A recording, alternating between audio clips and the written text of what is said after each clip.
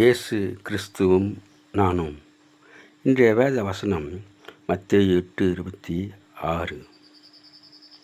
அதற்கு அவர், அற்ப விசுவாசிகளே, ஏன் பயப்படுகிறீர்கள்?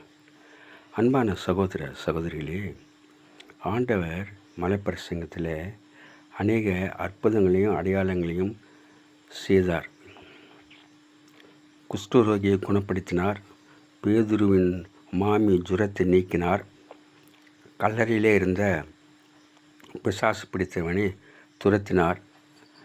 அதற்கு பின்பு அவர் படகிலே போய்க்கொண்டும் போது படகிலே படுத்து உறங்கினார் என்று பார்க்கிறோம்.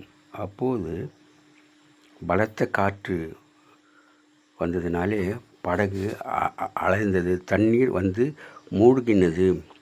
மீன் பிடித்த தெரிந்தவர்கள் எவ்வளவோ முயற்சி செய்தும் அவர்களால் ஒன்றும் செய்ய முடியவில்லை.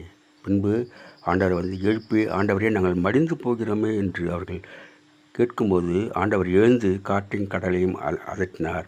மிகுந்த அமைதல் உண்டாயிற்று. அப்போது சிஷ்யர்களை பார்த்து விதமாக சொல்கின்றார், ஆண்டவர் நமக்கு செய்த நன்மைகளை நினைத்து அவரிடத்திலே விசுவாசம் வைப்போம். Have a blessed day. God bless you. Give your heart to God, your hand to man. Live in God's word, live on your knees. Thanks for watching. Like, share, subscribe.